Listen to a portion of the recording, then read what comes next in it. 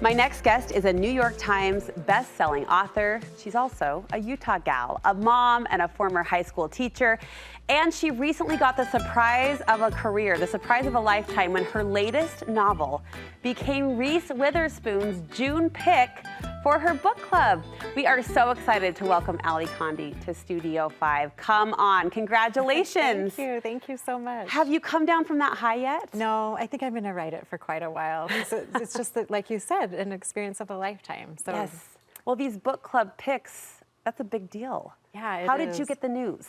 They called, well, my editor called me, and they let you know a little bit before it actually happens. And so she called, and I screamed, and we kind of went from there. But we were all really thrilled. It was kind of a shot in the arm, and something that was awesome that happened even before the book came out, because they like you to know a little bit in advance.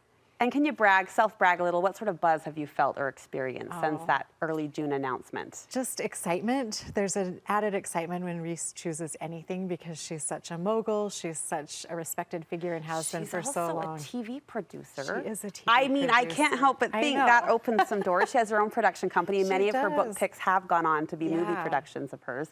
Yeah, so that's good energy too. And are you hearing from readers, like feeling that wave, that energy? Oh, Allie, how fun. How fun. Well, you've written for young adults, you've written picture books, but this particular book is your first adult novel, and I understand it comes from a pretty personal place. So set the scene for us. Sure. So the scene is I was married for 20 years, and then that marriage dissolved, and a few months after it ended, my husband took someone else on what would have been our 20th anniversary trip. And I felt very sorry for myself. And so I thought, I'm going to go on a trip too, and it's going to be great. I'll be so empowered.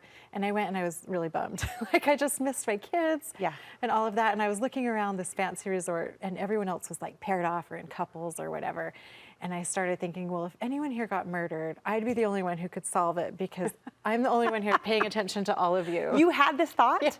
I'm the only one here not occupied with somebody else's needs that I could be aware enough to crack this potential case. That's exactly what it is. You get it as a mom. Totally. Like, I had all this energy to look around. You weren't responsible for anyone. There were no shoes to tie. There was no hand to hold. So you're like, I could solve a case. Yes, I'm looking at all of you and I know who did it. No, but you know.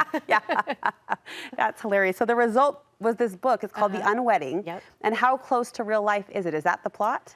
That's the opening scene. Okay. And so that is a little bit similar, but then I've never solved a murder or been in a situation I mean, like I didn't want to assume, but okay, good.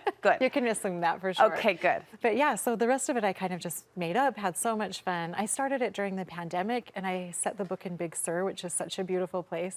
So it felt like an escape when we couldn't travel anywhere to go and write about a place that I'd visited that I loved. So the genre of this book is what? Now I'm excited to read it with the rest of America. Great. How would you describe the genre? It's an adult, like for grown-ups, murder mystery. A murder mystery. A murder mystery. But coming from a somewhat personal and emotional place. In fact, there was a quote on your website that I think many women could connect to. You said, loss brings you to the edge.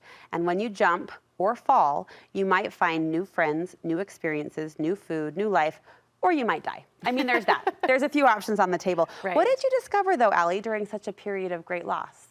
Oh, so many things. I mean, when you're brought to that edge, you have to learn. You have to figure out, I'm the only one here, no one's holding my hand, I've got to know what I'm going to do next, and you have to figure that out. But there's a freedom in that, too, being the one figuring that out. And one of the things I did give her in the book that I also had in real life is really good friends.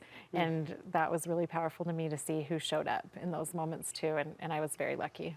One of the themes that you mentioned might come up in, say, a book club sort of conversation, is this discussion, this idea of beginning again or starting a new chapter a little bit later on in life. How did you find the personal strength to do that? That's scary. That's hard.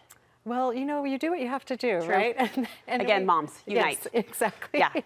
Yeah, and women, I think, are very good at that as well. Men too, but I'm a woman, so that's what I sort of think of. And midlife comes along, and even if you're not getting divorced, your kids are leaving, or maybe it's time for a career change, or maybe you're entering a new relationship, not even a romantic one, a friendship, or your sibling relationships are changing. So it is kind of an exciting time and scary too, I think. Sure, sure. Well, congratulations. We are shaking our you. pom-poms and cheering you on. And did I read that there's a Spotify playlist that goes with the book? There is, yeah. It's just called The Unwedding, and it's my personal account, but there is a playlist that Reese asked me to make to go along with the book, so that was very fun. Reese asked her. Well, via email.